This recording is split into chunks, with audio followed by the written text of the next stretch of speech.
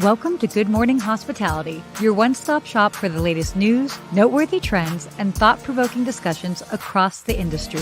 From hotels to short-term rentals to all things travel and hospitality, you'll find each episode equips you with the information that you need to start your week. Join us on Good Morning Hospitality every Wednesday, wherever you get your podcasts.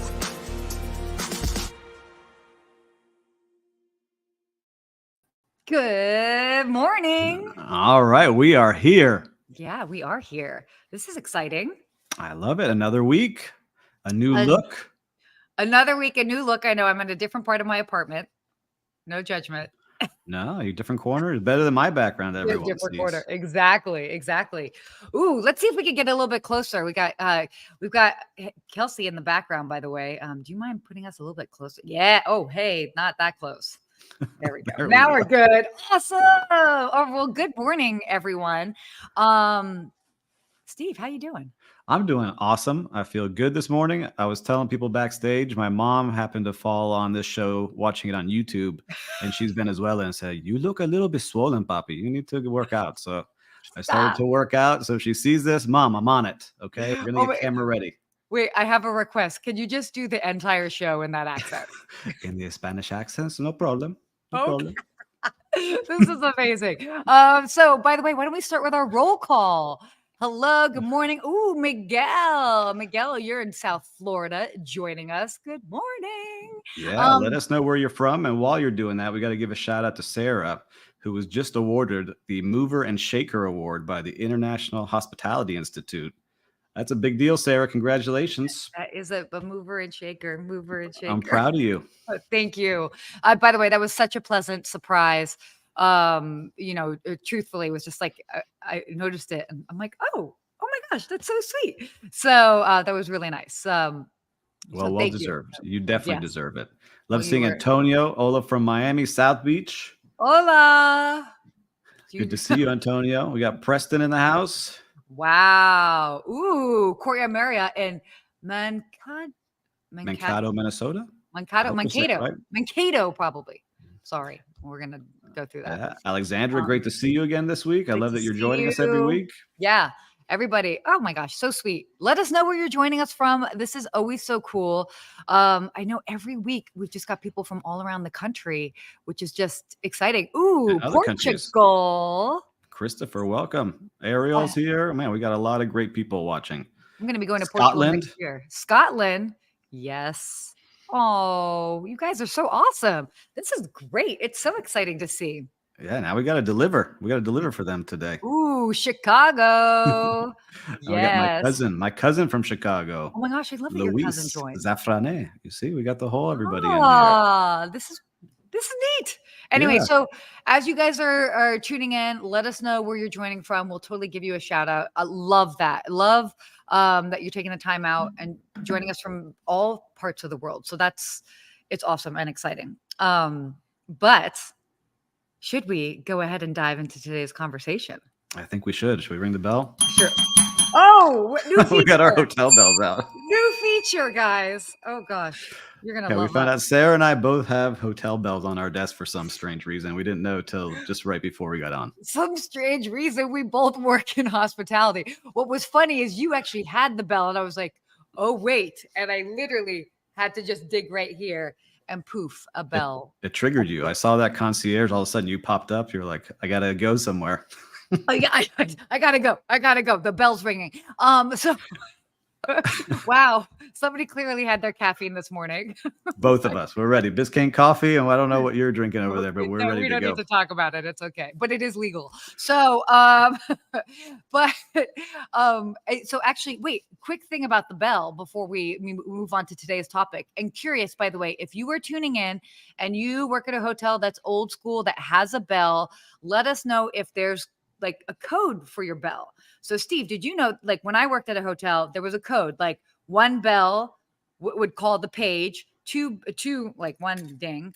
I'm not going to ding for everybody. 2 dings would call the bellman. And then 3 dings would call our house car driver. Wow. I did not know that. Oh, yes. I like it. So, car, please. Yes. Car, please. And then, over would come Max. You need car. Yes, Max, we do. We need the car. Can you please take them to CVS? Okay. Oh my gosh. Love Shout out Max. to Max, and we still got some new people joining. Jordy, thanks for joining. Malcolm and Yes. Bernice, you're seeing our banter before we hop into some Woo, fun topics Tanzania. today. Love that. I know we're doing a little bit of banter. Hopefully you guys enjoy. That again, it's the caffeine talking. Well, let's go ahead and talk about, we've got a lot of topics here.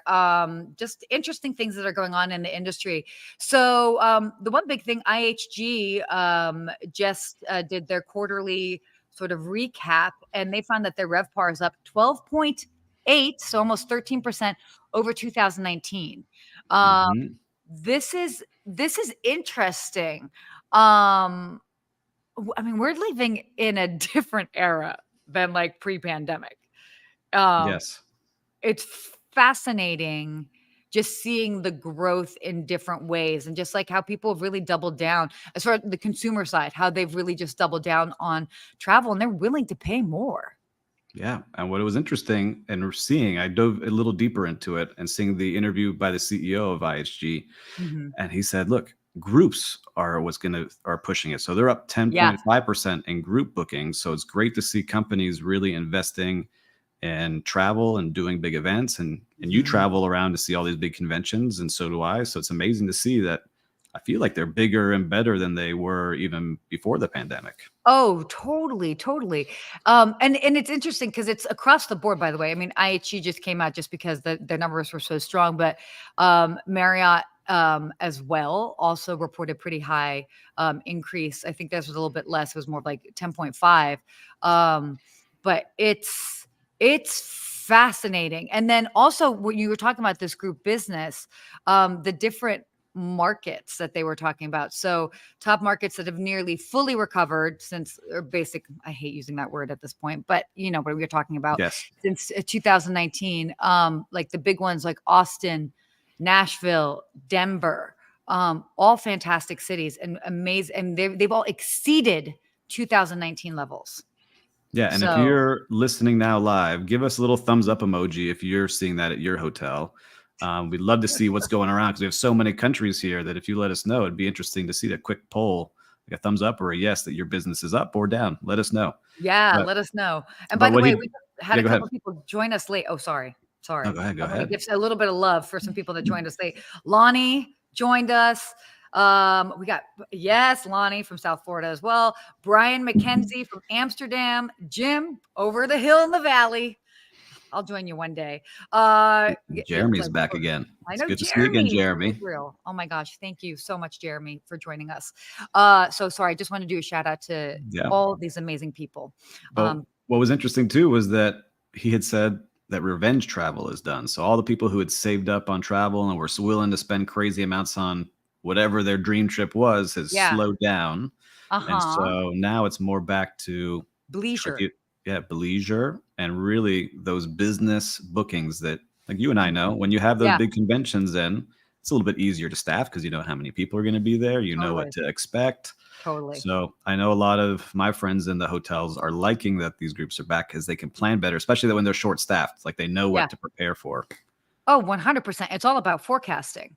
And I mean, Mhm. that's also been a huge element to, or a huge challenge to the staffing issue. Yes, we've already been short staffed, but then when eh, basically the booking window shortened so much, it was so hard to properly forecast and arguably properly staff, depending on your Mhm. destination and the location.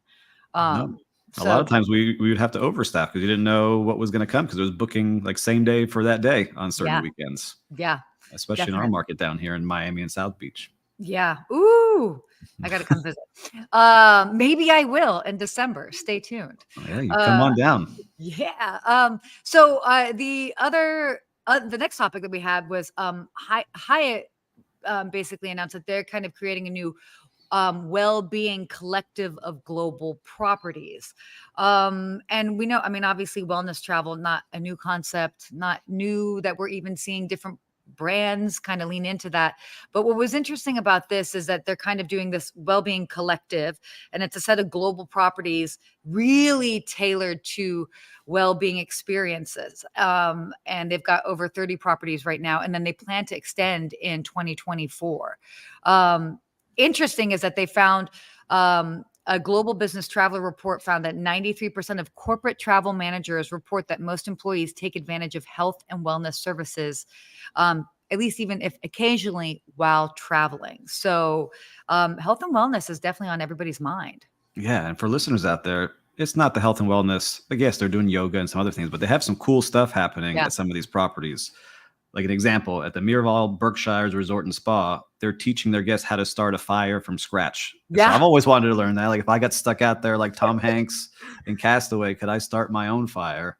Dude. And like the Hyatt Regency in Lost Pines Resort and Spa is making sure they're taking people out into the community. They're learning about the local community. They're helping the locals as well. So it's really about well-being for your soul, for learning new things, as growing as a person. So I'm curious to see how that grows. And I would love to see more hotels do this. It's not anything that's rocket science to start. Yeah. It'd be great.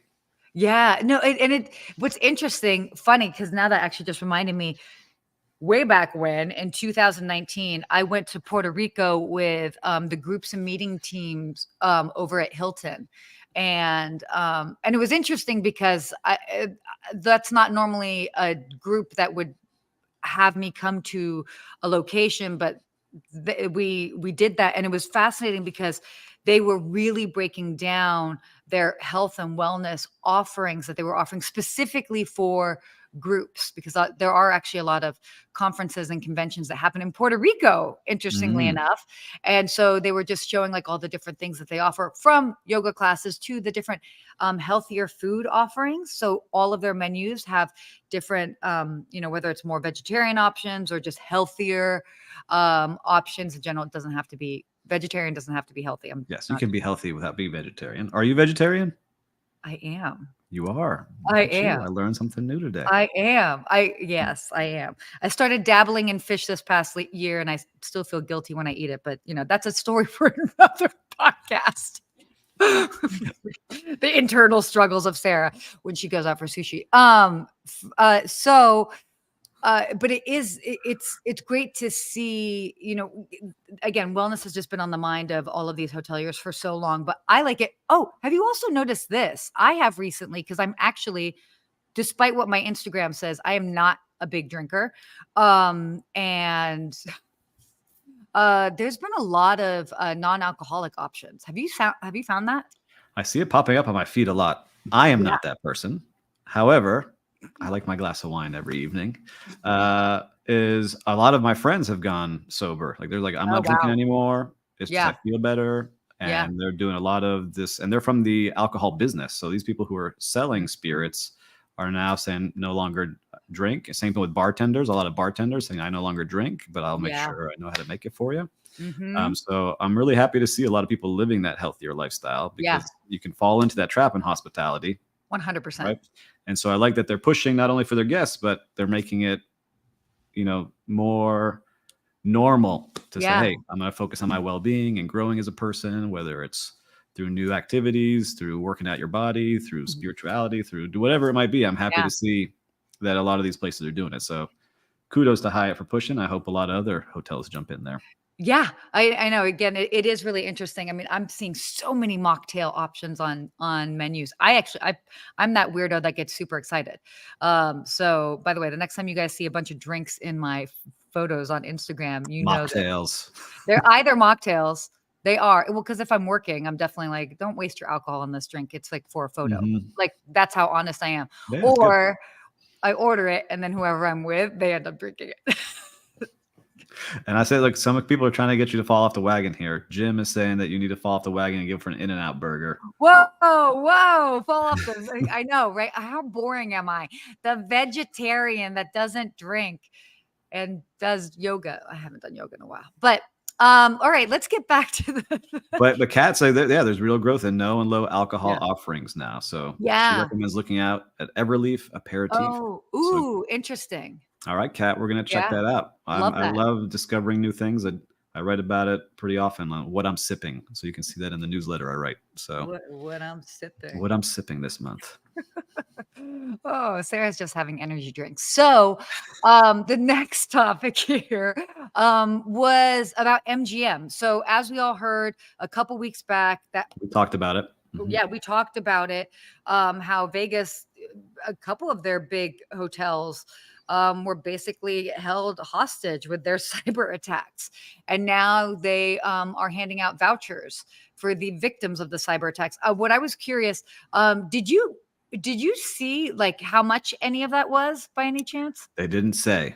It So did. that's what I'm curious about, right? So it's for their loyalty members Yeah. and the people that are, fans and I guess the diehard clients are getting some kind of voucher or points. Hmm. But they didn't really say what it was. And you can see that the news articles reached out. I reached out to some people that I knew on LinkedIn, but they don't really have a clear answer. Yeah. So maybe MGM, you want to come on here and let us know what you're offering to get people to come back and trust. Please let us know. Yeah. Well, it is interesting because I mean, obviously they have to do something, like but I'd be curious. Like, would that work for you, Steve? I was thinking about this, when hotels are in crisis or something major happens, like we've worked on smaller things where like there's Mhm. no water or there's, the power's out or something happens. It's how you recover that really makes a huge difference.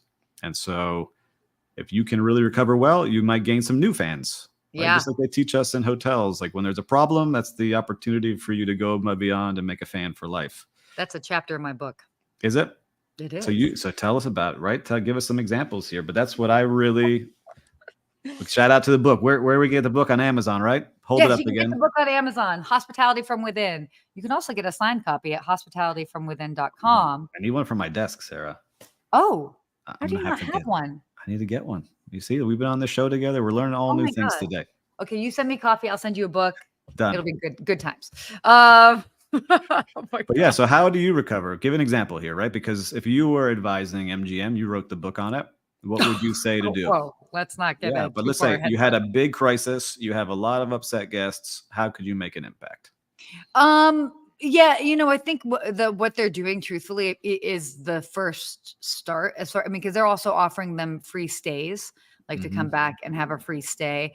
I think the big thing, it's not necessarily about the free stuff that you give, it's about the transparency.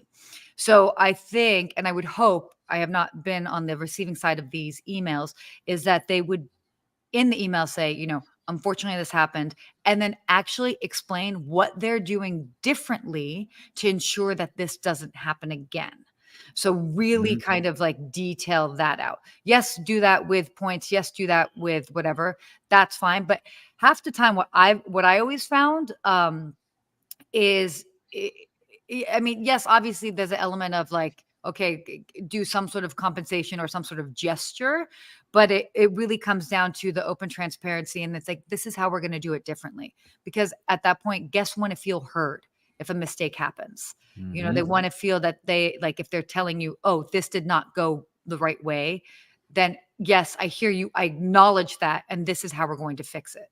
So I know that's not like a mind-blowing sort of response, but I think a lot of people want to kind of glaze over problems, and I think if you really address them head on, that goes a really long way for guests. Yeah, I think keeping it simple is a great way to do it and just focus on gaining that trust again. And if Yeah, you're listening live now, what are some things you do now to kind of gain yeah, trust back on one-to-one customers? Or maybe you've had a big thing that's happened before. We'd love to share that with our audience as we start sharing more content. totally, totally. All right, wow, we've done a lot of talking here. Got a couple more topics. Why don't we switch over and talk some travel topics that are Yes, going I love when we do this. I learn a lot from you when we do this. Oh, well. Okay. So United Airlines, they kind of, announced that they're really double downing on international travel. I personally don't fly United. Sorry, I don't fly United a lot, but they are, as far as the American brands, or the American airlines, US based airlines, I should probably word it that way. They do have, I think, the strongest international options, Mhm. but they've been double downing on their international flights. So they just continue to see a strong demand for international travel, like across the board. So that's pretty interesting. Yeah, it's interesting to see, right? I guess maybe that's the business travel starting to pop back up, because Yeah, maybe we can tie that to the hotels. So let's make our little hypothesis here. totally. But I think, look, more and more people are going to continue to go out of the country. And Yeah. I know that there's some flights, and I see Jeremy from Israel commenting what he's offering. And I know some Oh, flights yeah. have stopped going there, but he's offering out to get people there, offering 50% discount off nightly rates to try to attract any possible guests, because it's so Yeah. difficult there now. And we're wishing you the best, everyone in Israel Yeah. and that part of the world. It's a terrible what's going on. So look, the other part that they mentioned in this was, which I'd like to see how this works, is I'm always interested about how people board the planes. And so they Yes. said they're going to start to board people by window first, then middle, then aisle. That seems pretty normal. But what if you have a family or kids or you're a couple? Oh, I oh my gotta gosh. see you out back. I did a video on this, and I'm happy to break this down because Yeah, I did break like it a down deep for dive it. into it. Yes. Okay, so here's the thing. They used to, like up until 2017, board back to front. Yes. Okay. Mhm. Then in 2017, they switched it front to back because it's a money game. Because people want to pay a premium. Oh, there you go. Sorry, we got Thumbs my up. little bubble. It's a money game. The people want to pay a premium to board earlier because so many more people are traveling with carry-on luggage. So that's very, very different way of how people are traveling. Now, what they found is that actually slowed the time. But at that point, it was like, okay, well, we can use the additional revenue. So they were just kind of focused on that. But now in the recent years, with delays and all of this, they're doing anything that they can do to shave off time. So what they've kind of done is this sort of hybrid. And by the way, the window middle aisle way of boarding is actually known as Wilma, which I thought was interesting by those in the industry. So they've kind of combined the two. So obviously first class and group 1 and group 2 will board accordingly because those people have paid a premium to get on the plane earlier. But then group 3 and below, that's where they will kind of do window middle aisle. Now, I got a lot of people questioning on my social, like, well, what about families? Of course, families can board together. I've boarded many times with family members, and we're in completely different classes, or even a friend. I've had a friend they were in first class and I wasn't, but like we got to board the same time. So the point is that that's not a big percentage of the airplanes. So no worries. But they tested it in some big airports already in recent months, and they found that it shaved off 2 minutes of time. So pretty wild, huh? That's big, especially when you start adding that up, like planes and all the traveling going on. All right, so you made me feel better. I thought they'd make my kids wait outside while I sat down and be like, sorry, kid. No. And Alexander said Mythbusters also did an What? episode on plane boarding a while back. Well, now I need to Well, watch Alexander, now that. you got to find a YouTube video for us. Put in the link Geez. here if you Yeah, can. I know. We'd love to see that. Well, yes, veterans. Jim mentioned veterans and active military always deserve priority, of course. Also, Jim mentioned about Southwest thinking that group boarding is still the best. Well, yes, but you notice too, Jim, is that people can pay a premium to board earlier. Oh, just saying, money talks. I did see one guy who goes with the sweater, with the hoodie, and puts his hand in the sweater and sits like in the middle. I saw that. And Genius it's like, guy. hey, look, Yeah, it looks I like a have real person. traveling with me. Oh my gosh. Wow, people will do anything. Okay. We'll kind of wrap up a couple of our topics here. Europe. Okay. How many of us remember earlier this summer, a couple of months ago, that they're going to be implementing a new visa program for those traveling to Europe? And basically it's like an electronic way of recording the fact that you are going to be traveling to Europe, and they're going to be charging, it's like an $8 fee, something like that for this visa. This was supposed to launch in 2024, so next summer. A lot of people were like, oh my gosh, this is crazy. Yeah, they freaked out, I remember. They did freak out. And I'm like, guys, it's really not that big of a deal. But that's now been postponed to 2025. So everyone can relax a little bit longer. But honestly, I mean, obviously our passports are in the system anyway, but I don't think that this is necessarily a bad move. And quite frankly, with the amount of people that were traveling to Europe, I mean, the boom in European travel this summer. It was Like, crazy. Everybody was there except for me. and me. I didn't go Oh, either. I feel it, but I felt like everyone I Oh, knew. everybody I knew. Like I Summer. was, Everyone yeah, with Aperol spritzes with the view of the water in Italy somewhere. 100%. 100%. Oh my gosh. Alexander shared that link. Ooh, love that. So cool. So we'll make We're gonna sure check that out. we'll definitely check that out. But it is interesting because I don't know. There was a lot of pushback in regards to that. And I don't know. It didn't really Was it bother something me. about being tracked more easily? Like, what could it be? Like, why would people freak out? I was looking for that, but I didn't really see Yeah, why that bothered so many people. no, it But didn't. I'm down to pay it. I want to go this coming year. Yep. Same. Mhm. Okay. Last quick topic here. Oh, this won't be very long. This should be an outrageous news segment. This definitely we will categorize under. Yeah, I see you laughing. Mhm. So I don't know if you guys saw this. This off-duty airline pilot was charged with 83 counts of attempted murder because he was an off-duty airline pilot and he was on an Alaska Airlines flight and he attempted to try to shut off the engines mid-flight. Say what? Is Yeah. this not crazy? First of all, So he I was a have pilot that got into the cockpit because at first I was like, how does he get in the cockpit? All pilots, I guess, have a little extra seat back there. And so he was able to get in the cockpit. That's how yeah. he was up there. And then like And then the he's had a meltdown and tried to crash the plane, but they fought him off and home someone saved everyone's life in there. But that's just crazy to me. See, homeboy was having a bad day, went on somebody else's flight and was like, I'm gonna crash this with everybody else on here. yeah, Come on. 83 other souls, as they would say. They all made it, right? So They all made it, but that is what I'm curious is to see what they're going to change, if anything, because of this, because that's insane. we need some self-flying planes. Come on, Elon Musk. We need you. You got Sarah's Tesla driving by itself. We need these planes flying by themselves. Whee! Oh my God, that's so fun. Okay. Oh yeah, by the way, I actually do have Zoom in my car. So maybe one day we'll do this. We'll do this live from your car. I don't have one. We need to rent one for that day. We'll go on tour. Perfect. Oh, well, time for our real-time Let's recap. go. They're gonna kill us with these Oh. bells. I know you guys are I gonna like hate them. us. I'm so sorry. I do. I love them. Do you have a real-time recap from this week, Steve? I do. So my company was one of the companies responsible for setting up all the Live Golf Tournament Championship here in Miami, Florida. They were here for the championship, and I just want to say that golfers, these professional golfers like Phil Yeah. Mickelson and Dustin Johnson, and some of these best athletes in the world Mhm.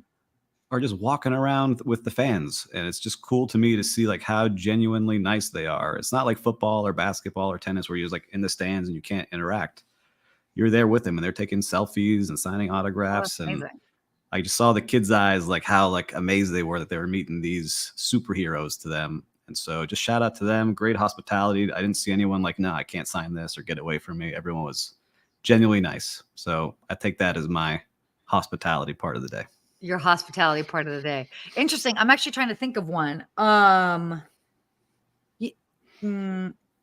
I'll use this as an example. Even though this was going a little bit more personal than I wanted to, but to a reminder that hospitality is not only in hotels or restaurants.